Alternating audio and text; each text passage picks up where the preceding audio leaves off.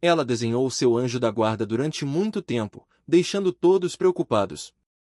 O que não imaginavam é que um dia esse anjo apareceria para várias pessoas e salvaria sua vida na frente de todos. Se você gosta de histórias milagrosas e de se emocionar, curta, compartilhe e se inscreva em nosso canal, para não perder as próximas histórias.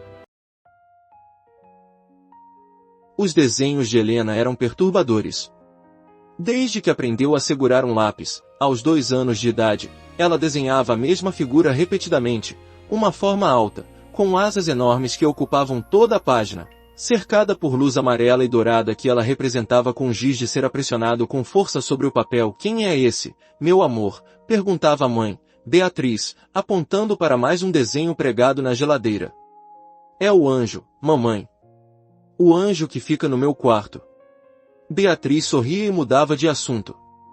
Helena tinha agora 7 anos, e a fase do anjo ainda não havia passado. Centenas de desenhos, todos da mesma figura, enchiam caixas no armário, pastas na escola, páginas de cadernos que deveriam ter lição de casa. Ela é obcecada, comentou o pai, Ricardo, certa noite, depois que Helena foi dormir. Talvez devêssemos levá-la a um psicólogo. É só imaginação, respondeu Beatriz, embora ela mesma estivesse começando a se preocupar. A escola havia notado também. A professora chamou os pais para uma reunião, mostrando os trabalhos de Helena, todos com a mesma figura alada, independentemente do tema proposto. Quando pediam para desenhar a família, Helena incluía o anjo. Quando pediam para desenhar animais, o anjo estava lá, guardando um cachorro ou um gato. Quando pediam para desenhar a escola, o anjo pairava sobre o prédio como um protetor silencioso. Não é preocupante em si, disse a psicóloga escolar. Mas a intensidade e a persistência são incomuns. Talvez valha a pena investigar o que está por trás disso. Os pais concordaram em marcar uma avaliação. Mas antes que pudessem fazer isso, aconteceu o acidente. Era uma tarde de quinta-feira, e Helena estava no recreio. A escola ficava em uma rua movimentada, separada do tráfego por um muro alto e um portão de ferro que permanecia fechado durante o horário de aula. Deveria ser seguro. Deveria ser impossível que algo desse errado. Mas o portão havia sido deixado aberto. Um funcionário novo, que não conhecia os protocolos, havia esquecido de fechá-lo depois de receber uma entrega. E Helena, perseguindo uma bola que escapara de suas mãos, correu em direção à rua sem olhar. O caminhão vinha a 60 km por hora. Depois, várias testemunhas contariam versões diferentes do que aconteceu. Algumas diziam que Helena simplesmente parou no meio da rua, como se algo a tivesse segurado. Outras diziam que viram um clarão de luz, tão intenso que precisaram fechar os olhos. Outras ainda, as mais perturbadas, diziam ter visto algo impossível. O motorista do caminhão foi o mais claro em seu depoimento. Eu vi a menina. Estava bem na minha frente, no meio da pista. Eu pisei no freio, mas sabia que não ia conseguir parar a tempo. Era impossível. Ia atropelar ela. Ele parou, passando a mão pelo rosto suado. E então, algo apareceu. Não sei explicar o que era. Uma forma, grande, branca, brilhante. Apareceu entre o caminhão e a menina. E quando eu passei pelo lugar onde ela não estava mais lá. Simplesmente não estava. E onde ela estava? Na calçada. Do outro lado da rua. Sentada no meio-fio, olhando para mim como se nada tivesse acontecido. O caminhão havia passado exatamente pelo ponto onde Helena estava parada. Marcas de pneu no asfalto provavam isso. Mas Helena estava viva, intacta, sem um arranhão. Quando os professores correram para ela, histéricos, perguntando se estava bem, Helena apenas sorriu. O anjo me salvou, disse ela, como se fosse a coisa mais óbvia do mundo. Ele me pegou no colo e me tirou de lá. Que anjo, Helena? O anjo do meu quarto. O que eu sempre desenho. Naquela noite, Beatriz e Ricardo não conseguiram dormir. Helena estava dormindo tranquilamente, como se nada extraordinário tivesse acontecido. Mas seus pais estavam na cozinha, olhando para os desenhos que haviam tirado das caixas no armário, tentando processar o impossível. Ela escapou de um atropelamento, disse Ricardo, a voz tremendo. Um caminhão. O motorista disse que passou bem em cima de onde ela estava. E ela simplesmente apareceu do outro lado da rua. Várias pessoas viram algo, acrescentou Beatriz. Não foi só o motorista. A professora de educação física disse que viu um clarão. Uma mãe que estava esperando na porta disse que viu algo com asas. Eles olharam para os desenhos espalhados sobre a mesa. A mesma figura, repetida centenas de vezes. Alta, alada, luminosa. Você acha que, começou Ricardo, mas não conseguiu terminar. Eu não sei o que achar, respondeu Beatriz. Mas eu sei que nossa filha está viva. E que algo a salvou. Eles foram ao quarto de Helena, apenas para vê-la dormir. Ela estava de costas, respirando suavemente, os cabelos espalhados pelo travesseiro. E então Ricardo viu algo que o fez congelar. Na parede acima da cama de Helena, havia um desenho que ele não havia notado antes. Um desenho grande, feito diretamente na tinta, que Helena devia ter feito às escondidas. Mas não era só um desenho. Estava brilhando. Uma luz suave, dourada, emanava das linhas de giz de cera, iluminando o quarto com um resplendor que não tinha fonte visível. E a figura no desenho, o anjo que Helena desenhava obsessivamente há anos, parecia se mover. Parecia respirar. Parecia estar olhando diretamente para eles.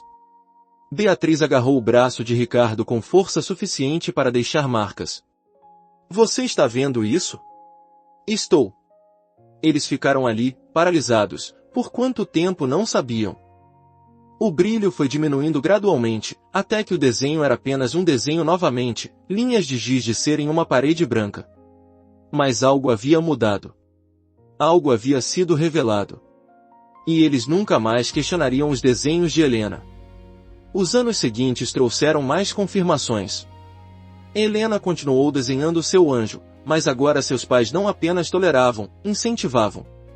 Ela desenvolveu um talento artístico impressionante, e suas representações do anjo ficavam cada vez mais detalhadas, mais vívidas, mais reais. Aos 12 anos, ela pintou um quadro a óleo que fez sua professora de arte chorar. Era o anjo, em tamanho quase natural, com asas de penas douradas que pareciam reais o suficiente para tocar.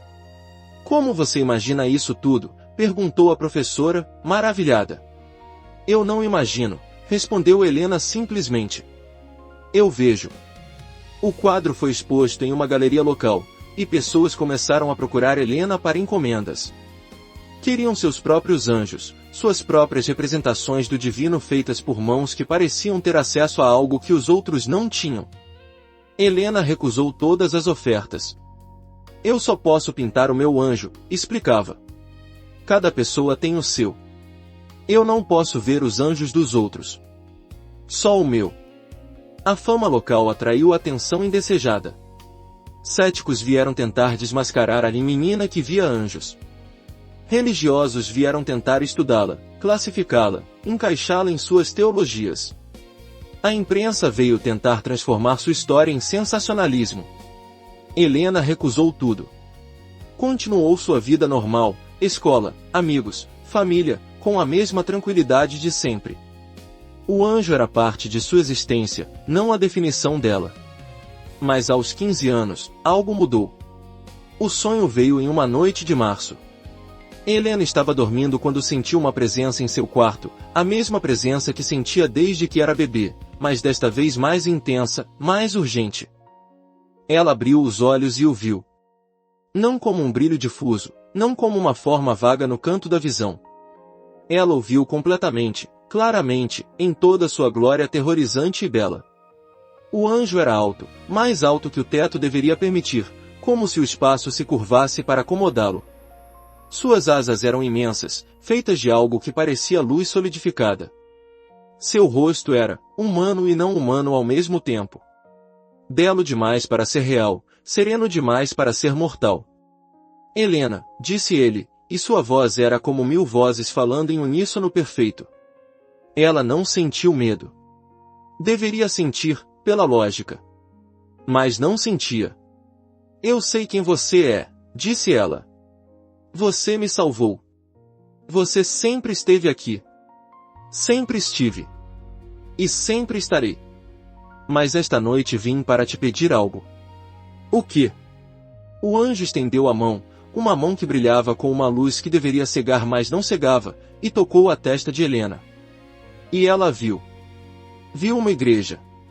Uma igreja pequena, de pedra, em algum lugar que não reconhecia.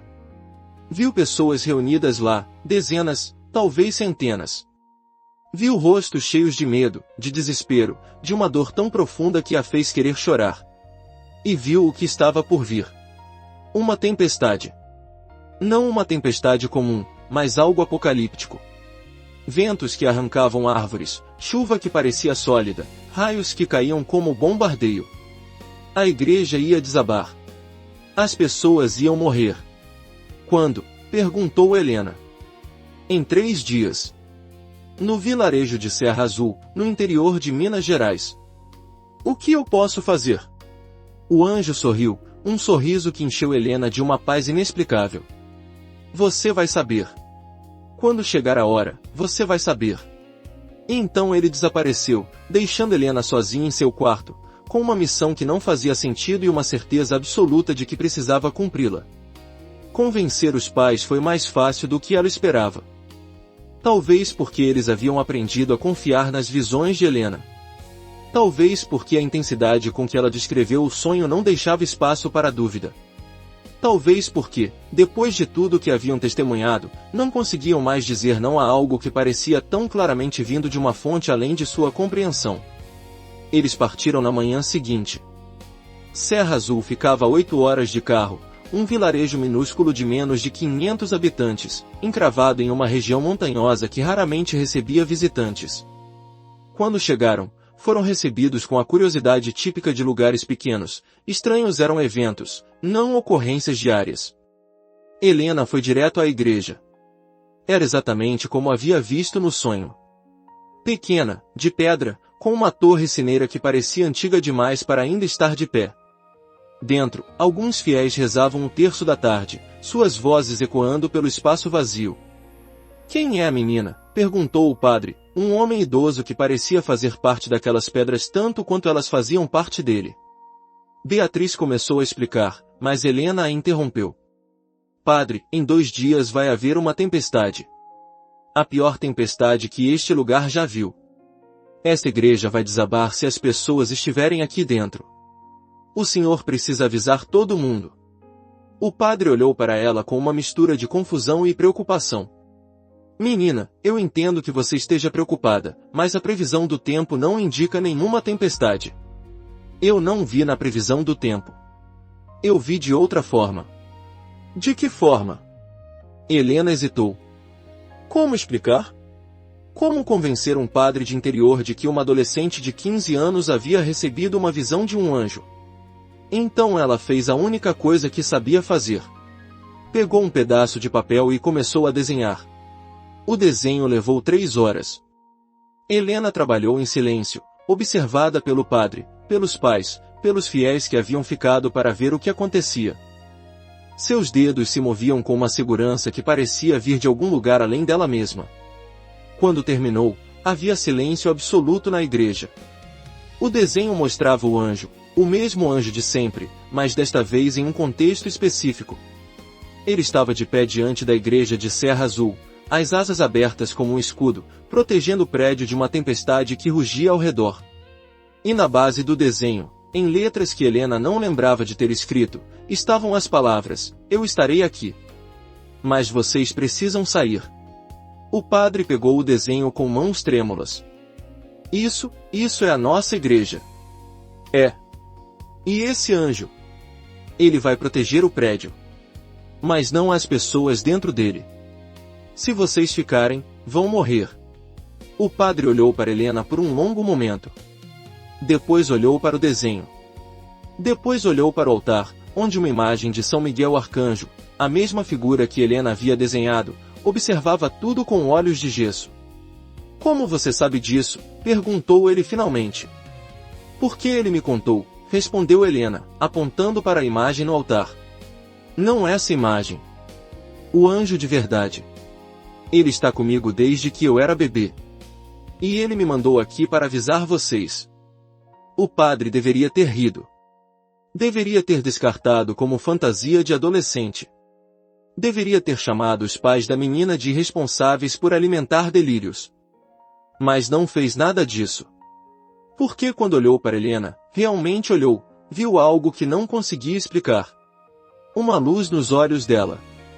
Uma certeza que não parecia humana. Uma presença que transcendia a menina de 15 anos diante dele.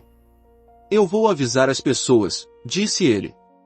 Não sei se vão acreditar. Mas eu vou avisar. A tempestade chegou exatamente quando Helena havia previsto. 48 horas depois da chegada deles, o céu que havia estado limpo transformou-se em um monstro de nuvens negras. O vento começou como uma brisa e em minutos virou furacão. A chuva caía em cortinas tão densas que era impossível ver a 1 metro de distância. A igreja estava vazia. O padre havia conseguido convencer a maioria dos moradores, não todos, porque sempre há céticos, mas a maioria. As pessoas estavam abrigadas em suas casas, longe do centro do vilarejo, longe da igreja que Helena havia indicado como perigosa. Helena estava na janela da pensão onde haviam se hospedado, observando a tempestade. E então, no auge do caos, viu algo que a fez perder o fôlego. O anjo. Não um brilho difuso. Não uma forma vaga. O anjo, em toda sua glória, visível através da cortina de chuva, de pé diante da igreja como ela havia desenhado. As asas abertas, criando uma barreira contra o vento. O rosto sereno, mesmo enquanto a tempestade rugia ao seu redor. Mãe! Pai! Vocês estão vendo? Beatriz e Ricardo correram para a janela. E pela primeira vez em suas vidas, viram o que Helena sempre havia visto. Meu Deus! Sussurrou Beatriz. Meu Deus! Outros também viram. Por toda a cidade, pessoas que haviam buscado abrigo olhavam pelas janelas e viam a figura luminosa diante da igreja. Celulares gravavam, embora as imagens depois mostrassem apenas estática brilhante. Olhos testemunhavam algo que a tecnologia não conseguia capturar. A tempestade durou 2 horas. Quando finalmente cessou, a igreja estava de pé. Danificada, mas de pé. O telhado havia cedido em vários pontos, as paredes estavam rachadas, os vitrais haviam se estilhaçado. Se houvesse pessoas dentro, teriam sido esmagadas pelos escombros. Mas não havia. Porque uma menina de 15 anos havia sido enviada para avisá-las. Helena voltou para casa 1 semana depois, deixando para trás um vilarejo que nunca a esqueceria. Ela continuou sua vida, escola, faculdade, casamento, filhos, com a mesma tranquilidade de sempre. Continuou desenhando seu anjo, embora com menos frequência. Continuou sentindo sua presença, embora as aparições visíveis tivessem cessado depois daquela noite em Serra Azul. Aos 80 anos, em seu leito de morte, cercada por filhos e netos, Helena viu o anjo uma última vez. Ele estava ali, ao pé da cama, exatamente como ela sempre o havia desenhado. Estendeu a mão para ela, e Helena soube que era hora de ir. Obrigada, sussurrou ela. Por tudo. Eu é que agradeço, respondeu o anjo com aquela voz de 1000 vozes. Por acreditar. Por nunca desistir. Por ser minha amiga. Helena sorriu, pegou a mão luminosa, e partiu. Seus desenhos foram doados para um museu de arte sacra, onde permanecem até hoje. Milhares de pessoas os visitam todos os anos, maravilhados com a habilidade da artista, tocados pela beleza das imagens. Mas alguns visitantes relatam algo mais. Alguns dizem que, quando olham para os desenhos por tempo suficiente, veem os anjos se moverem. Veem as asas baterem suavemente. Veem os olhos piscarem. E alguns, os mais sensíveis, os mais abertos, dizem que sentem uma presença ao seu lado enquanto observam. Uma presença quente, luminosa, protetora. Como um guardião que nunca abandona.